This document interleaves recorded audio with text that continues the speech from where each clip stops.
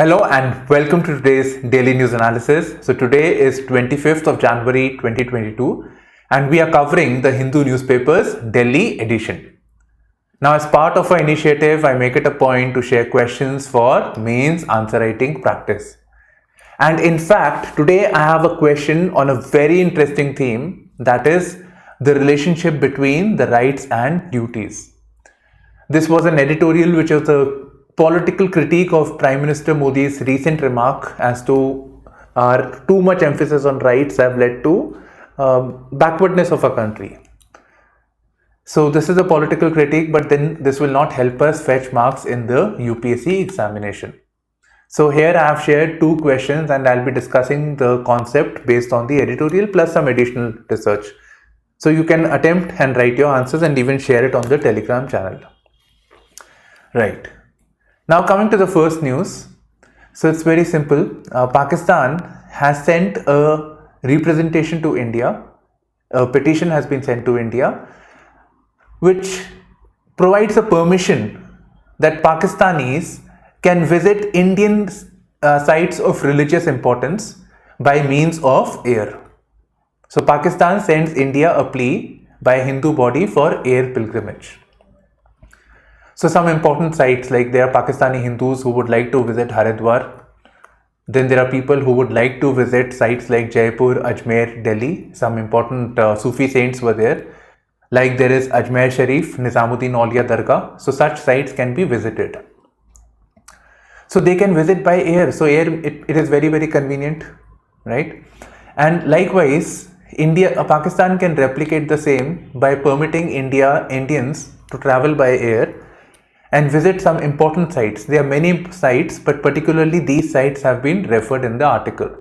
So that is a site in Peshawar known as Paramhans Mandir, and Karachi there is a site known as Hinglaj Mata Mandir. So these are the sites that have been repeatedly referred. Here again it has been mentioned, Shri Paramhans Maharaj Mandir. Right? So these sites have been repeatedly mentioned and therefore we need to give more priority to such sites. Now at the present moment, we do not have the provision of air pilgrimage, and the pilgrimage that is taking place between India and Pakistan, it is taking place by means of road. So this is being governed by the 1974 Protocol Exchange Agreement, where the travelers are exchanged at the Wagah-Atari border. Then Amritsar, very famous site, you must have seen in their advertisements also on TV. Indians are mocking Pakistanis, right? So some jokes are also there. So this is this particular site. Now coming to Ajmer Sharif, very, very important site, also with reference to Akbar the Great. So Ajmer Sharif is the site of the famous Sufi saint Khwaja Moinuddin Chishti. He was the founder of the Chishti Silsila. We'll come to that. Chishti Silsila. And Ajmer Sharif is renowned for its dargah. Dargah is the tomb, where the famous saint was buried. So to mark that site with reference to the Sufi saint, their tombs are known as dargah. And people go there, people visit them to seek blessings, to whatever prayers they have, they pray and they feel that their prayers will be fulfilled. Okay. Right, so this is a very, very important site, and he was the founder of the Chishti Silsila. Now let me just elaborate a bit more on some concepts associated with the Sufi movement and Sufi saint, particularly the Chishti Silsila. So let me explain this. So let's say in this case we have a saint, Sufi saint. Sufis are basically some people, it's an offshoot of Islamic religion. And like we have the Bhakti movement in India, so likewise there was some sort of a Sufi movement. So, I mean, not some sort, but yeah, Sufi movement was there, which was basically a bit more liberal in their thinking and tried to bring more people into the fold of religion. Okay, now some ideas about the concepts associated with Sufi. So basically in the Sufi tradition, there is a saint like we have Sufi saint Khwaja Moinuddin Chishti. So he comes from Persia and he settles in Ajmer. So the Sufi saint is like a teacher. He is the peer. He's a knowledgeable person. He comes, he has some idea, he settles over here. He settles his base, where there are his disciples. Every teacher has certain students or followers. So these disciples are known as murid. Murid means student, peer means teacher. And the place at which the peer lives with his murid, this is known as the Kankha. Kankha, some spelling will be here and there, but because of it's a translated word actually. So this is known as the Kankha. So this is the place where the peer would be living. He would be teaching. There is also the concept of community kitchen. Some places there were also community kitchen where charity and other works were done. Like in modern day we call it as langar. Now eventually the peer dies, right? It's inevitable. So this site eventually becomes the dargah. And the murid eventually, once they learn the teachings of the peer, they move to a different place. They settle in a different place and they become the peer. Murid becomes the peer and he teaches what he learned from his teacher. So this, again, if you look at it this way, there is the peer, there is a murid, there is a kankha. And likewise, his disciple would again become a peer. So if you can see, there is a chain of events that is going, or in Hindi we can say, it's Hindi or Urdu we can say it is a silsila. So this is the Chishti silsila, started by the Moinuddin Chishti, who taught certain things, whose students established their own kankha, and likewise it percolated. So this is known as the silsila. And Chishti is particularly important. It was known for liberal values, and it was liberal and it was secular, and it was seen highly upon by both Muslims, of course, as well as Hindus. Okay, now there are some important teachings over here with reference to Chishti silsila. So they were known for the liberal values. Then there is an important concept of purity of soul, service to the humanity, Hindu-Muslim unity, and they rejected material good. In fact, the saints became very popular. They were very popular. They lived very close to the people, and sometimes ruling establishment wanted them to pray for them or something, and they rejected it. They were also offered high offices, but they preferred to live in poverty. So they rejected material comfort. Then, like Chishti silsila, there was something that was very opposite of this. This was known as Suravardi. So there is Suravardi, there is Naqshbandi, there is Qadiriya. So Suravardi was the next silsila, and this was known for conservative values. These people, they accepted the government offices, so they did not rejected material goods, and they formed the class of ulemas within the Delhi sultans, Mughals, etc. Right, so these were the concepts that I wanted to share. So now you know the concept of the Sufi, you know the concept of Kankha, Peer Murid tradition, and Silsila. Okay, next, build memorial for heroes of 1857, says an AAP minister. So with reference to the India Gate, and India Gate marks the soldiers are remembered over there by the political leaders. So there is Amar Jawan Jyoti. There was some recent controversy because of which, Amar Jawan Jyoti is being relocated to the newly built National War Memorial. So some controversy is there. So he says that, fine, this is happening, but we should also remember our martyred freedom fighters. We should also remember the heroes of the 1857 battle. The rebellion of the 1857. So they should also be remembered over here. So this is what he has said. So again, revolt of 1857 is a very, very important theme for UPSC mains, prelims also, mains also. So you need to know about it. I have some prelims based questions that were asked earlier. So you can attempt your answers. You can write your answers on the comment section if you wish. You can do that. Now, if I have to tell you about how the questions were asked in the mains, so, one question was about 1857, that it was a watershed movement in the Indian freedom struggle. That is, then it was about the causes that led to the 1857 war.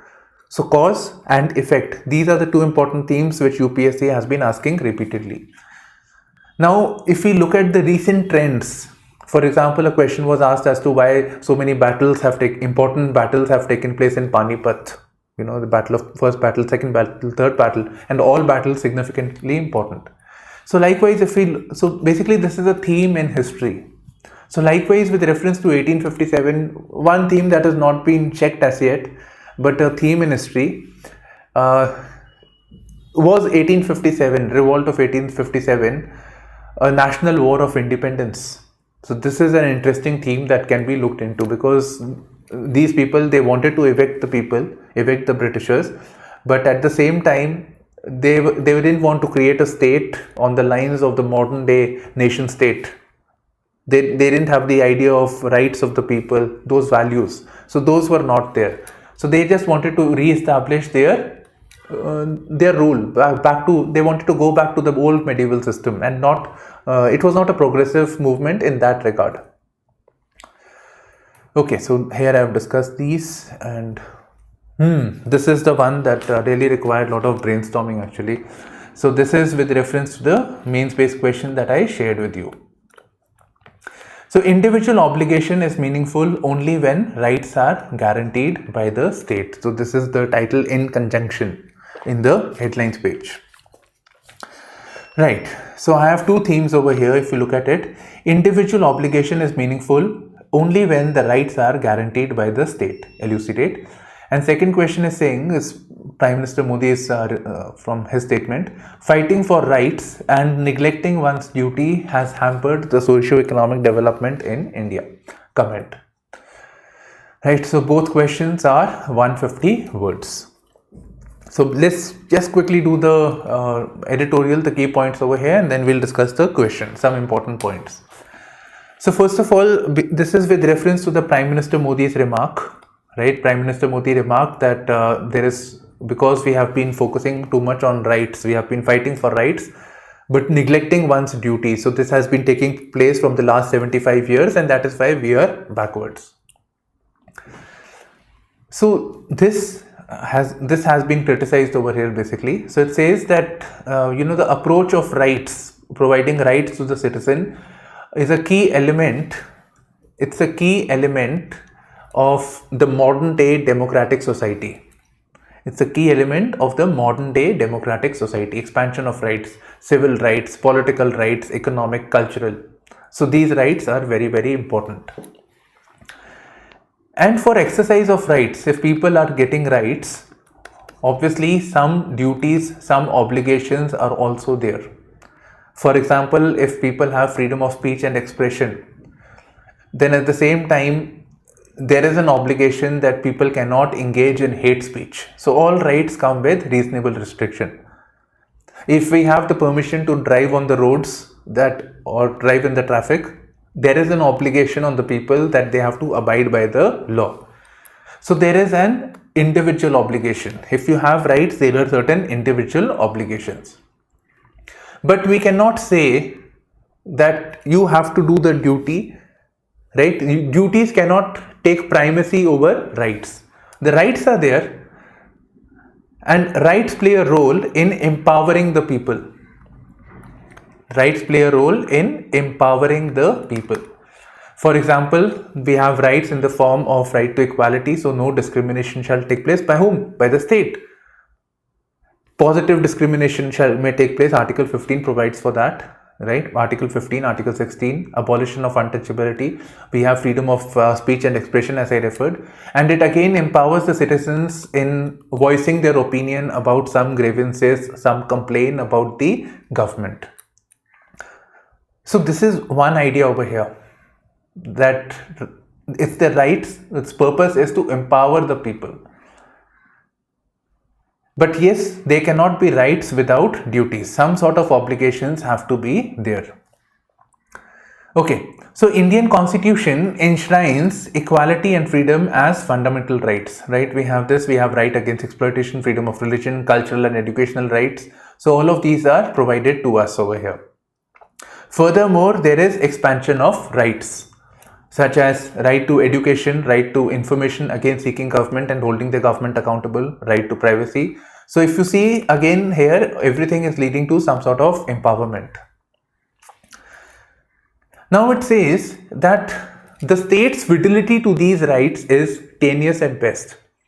The state's faithfulness or state sincerity in ensuring these rights are very, very weak. Many people in a country still do not have those rights.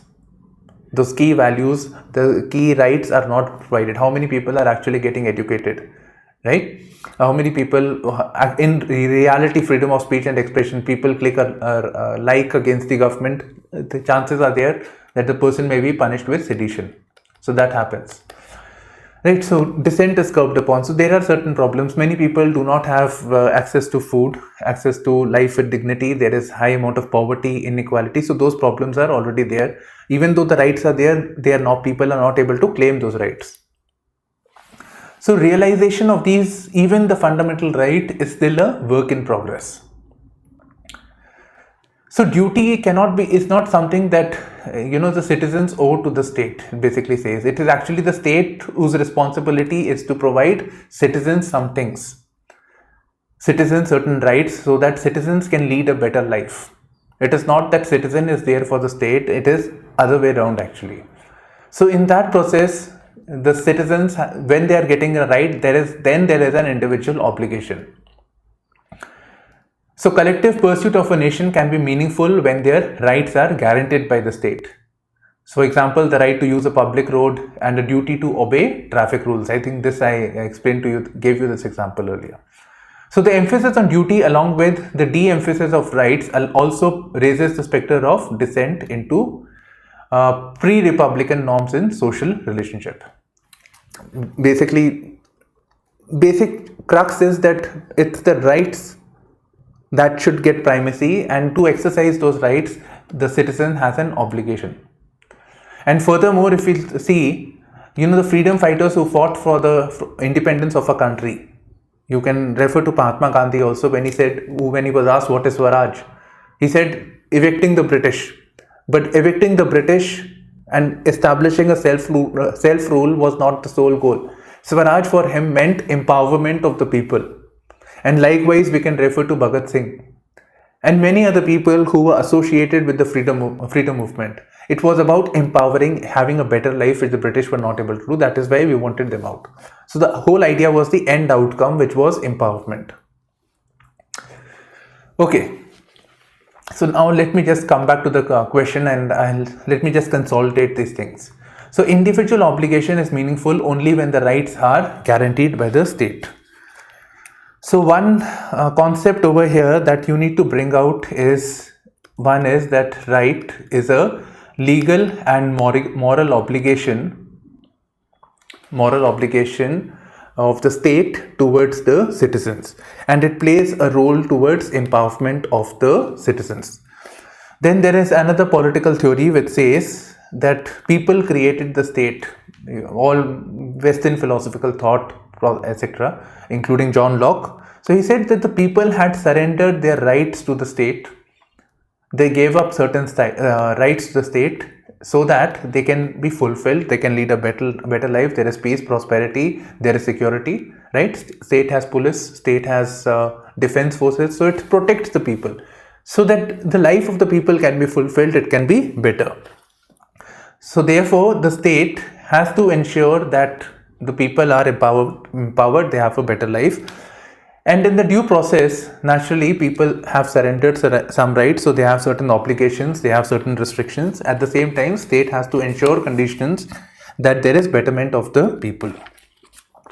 Then you can bring out the aspect of Hind Swaraj. You can basically refer to the freedom fighters who fought for the independence. It was about the meaning of Swaraj, to empower the people and not just establish self-rule for the betterment of the society, betterment of the country.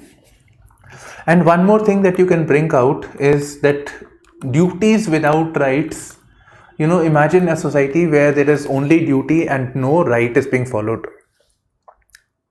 If people are only following duty, individual obligation is there, but rights are not guaranteed by the state. What sort of a society would it be? It would be something like a slave society where everything is being handed over to the people and they have to abide by it. They cannot question, they cannot argue. It is kind of a police state. Whatever the state, what law and order is to be there, whatever administrative work has to be done, that is it, but it is not concerned. The obligations of the state towards the people is not well defined. So it creates a police state. If a state engages in wrongful activities, maybe human right violation is there, or somebody's land is unethically taken away, or some corruption is there, then in that case again, the people do not have a right to raise their voice against the wrongdoings.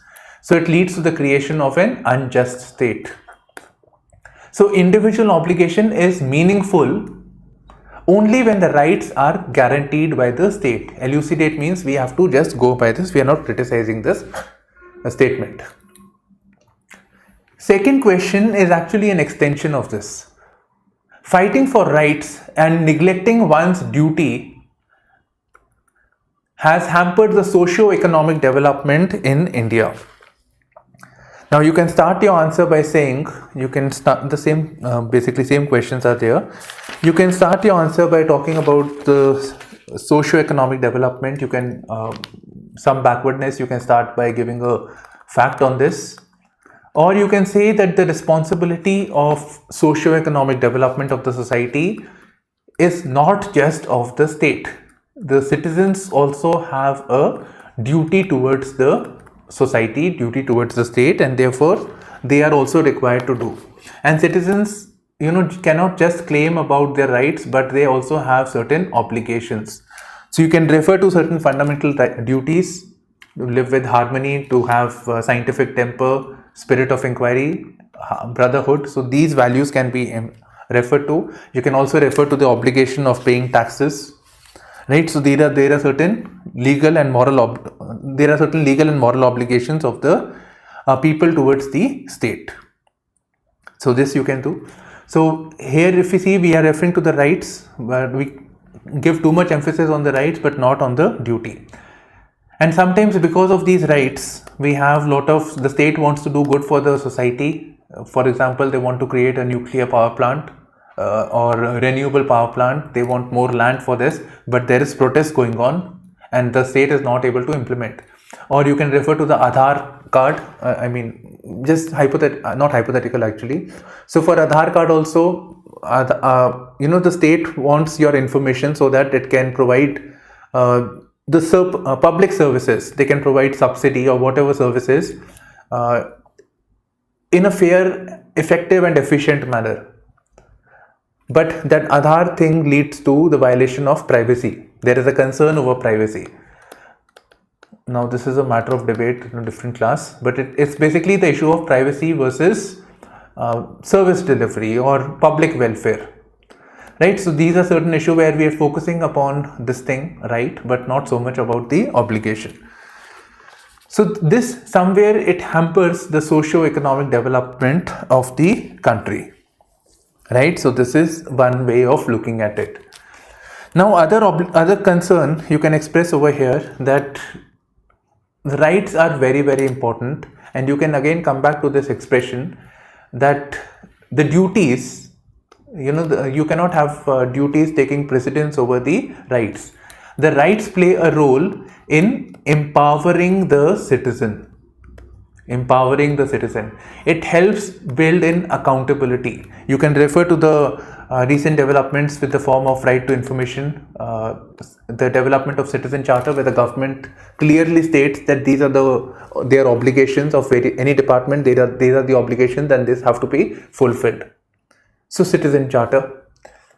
Then we have the fundamental rights also, rights of the people to live with dignity. Right to life with dignity, right, equality, right to free speech, again allows criticism and dissent. So it plays a role in empowering the society. Right, so that aspect you can say. Then we have in a democratic polity, we are focusing upon decentralized governance. So this is again to bring the government closer to the people, and again it's to do with the rights of the people. So all those things that are there, if we just take this away, if we say that rights are not important, and many people in a country do not have access to these rights, even though they have rights, but they are not able to access these rights. So in such a scenario, if we take away these rights, if we take away people who are fighting against this, then it goes against the values of the constitution, it goes against the values of the democratic polity. So it is antithetical to the democratic republican system or the democratic values. So in this way you can project, and you have projected the obligations of the citizens as well as the significance of providing rights in the way of empowerment. Try writing it, and if you can write it, I'll check your answers for free for 2 weeks, promise. So if you could share it on the Telegram channel if you get it right. So challenging questions. Okay, next question, next heading. So budget should focus on income gap, says Congress. Budget should focus on income gap. And why did he say? Now we'll ignore some politics over here. We'll just look at the key points that we have to focus. Yes. So the key point here is the issue of income gap. And from where did Rahul Gandhi get this idea? Basically, there was a survey, a recent survey that was conducted. This is important for prelims. The Indian consumer economy. So the survey on the Indian consumer economy, and it was done by which agency? It was done by the People's Research on India's consumer economy, also known as PRICE. So not for profit organization, they did it. And they said that because of the pandemic, the annual household income has come down. So people have gotten poorer, poorest people have gotten poorer, middle income group also have, their income has been subsided. But at the same time, the richest people, the richest 20%, they have seen their wealth increase. So poor has gotten poorer and richest have gotten richer, right? So this is the thing. And further it is saying that urban poverty, the increase in the urban poverty or the problem in the urban area is much more than the rural India.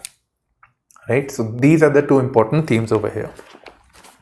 Now I have some additional information which I think you should keep in mind. GS2 governance section questions are being asked on this topic. So we have this Oxfam report that was released earlier this year. Every year they release, and this basically gives us an idea about the income inequality in the world as well as India.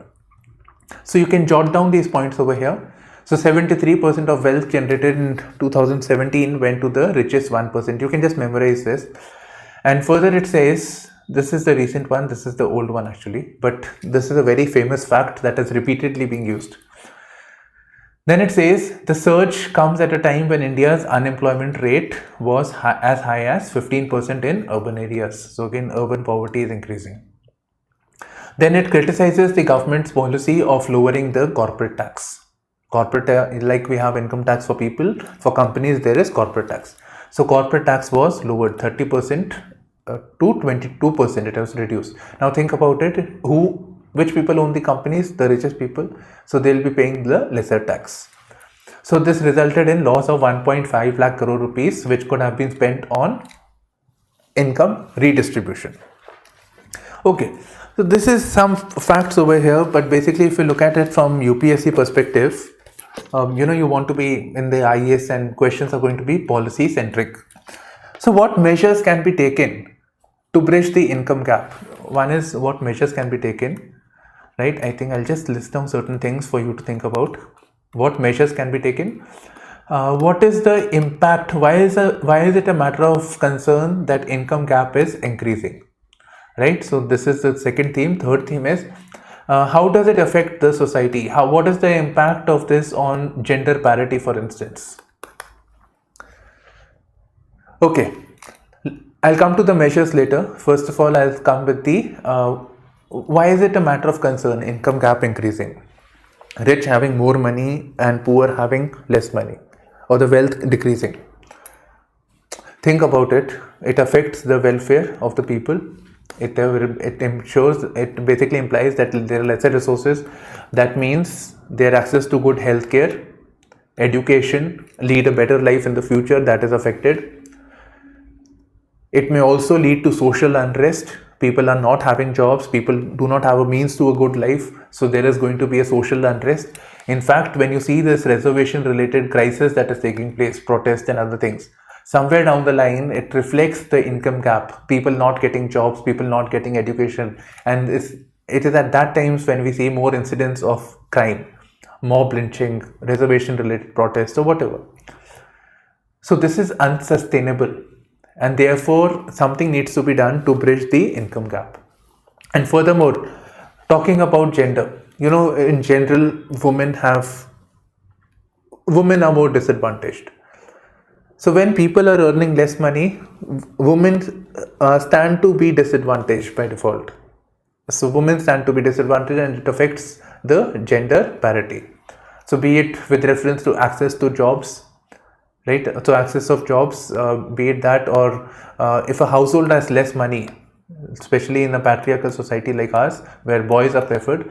So if a household has less money, they will invest less on the girl child. If they have 2 children, so they will invest more in the boy child, but less on the girl child. So in terms of health, in terms of education, they are disadvantaged. So I said earlier that it is unsustainable. So what measures can be taken? So one thing could be that the rich people should be taxed more. So this is known as progressive taxation.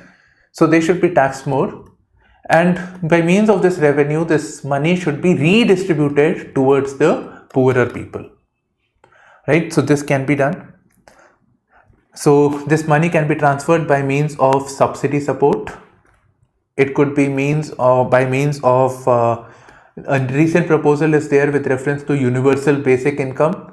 So every citizen in a country, there was a proposal that every citizens get about 6,000 per month, money is there. So that money they can spend on education, healthcare, food, whatever they can spend on it.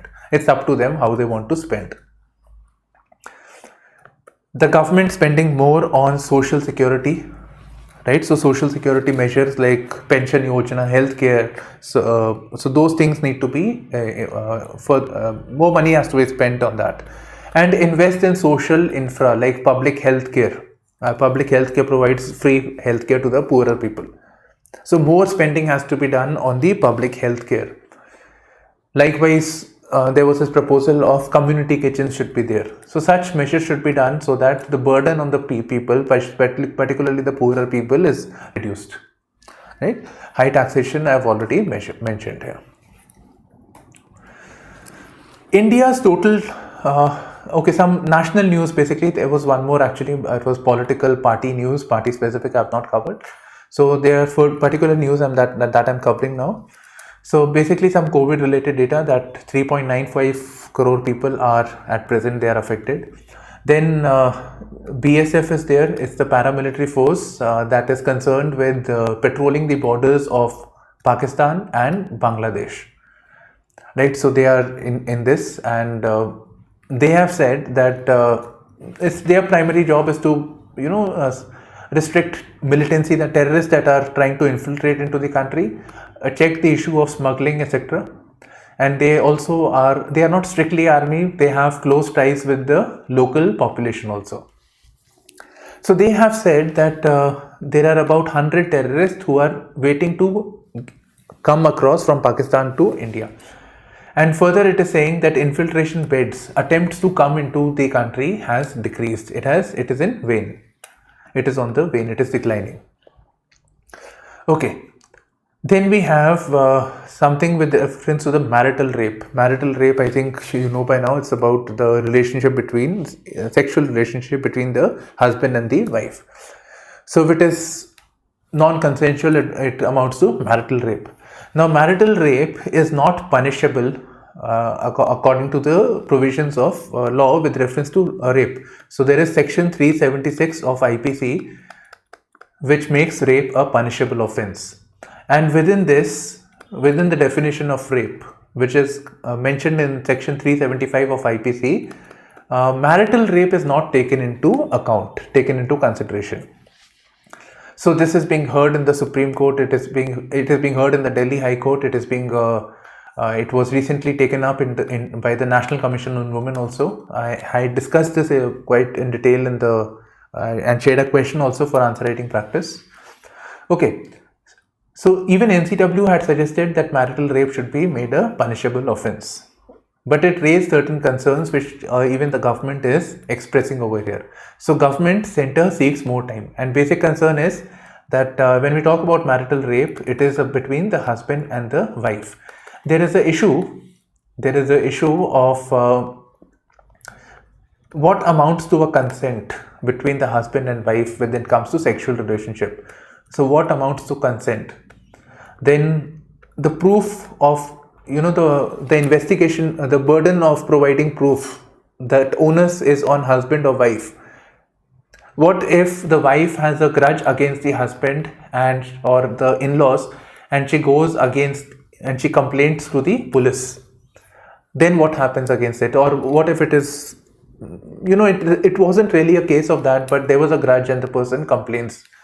So there are these issues that needs to be looked into before making, to address the issue of marital rape and making this a criminal offense. India-Israel mark a major milestone. This is significant. So India-Israel relationship, and UPSC has a tendency to ask questions based on anniversaries. So India-Israel relationship has started in 1992 and we are in 2022. So 30 years have taken place. And they have come up with this emblem. So this star that you see, this is known as the Star of David, and this is known as the Ashok Chakra. So this is the star that is known as the Star of David. It is from the flag of Israel, right? And this is Ashok Chakra. Now coming to two very important international developments. Actually three are there. So first, coming to the Ukraine, I discussed the Ukraine one in the 24th Jan news analysis, that is yesterday. So now continuing with that. So basically there is this concern that Russia wants to invade into Ukraine because it has some geopolitical interest.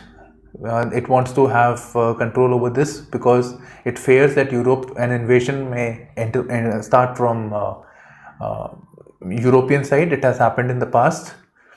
It wants access to the Crimean Peninsula, and further there are ethnic Russian population in the Donbas region. So there is a sensitivity over here.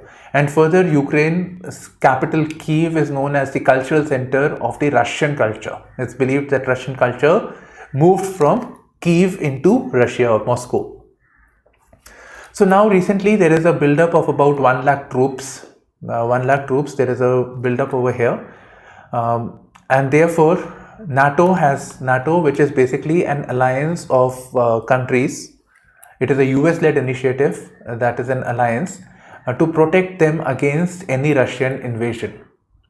So let's say Russia even decides to attack into Estonia, all these countries will come together and fight against Russia. So this is the NATO, and this is an initiative that is started by the US.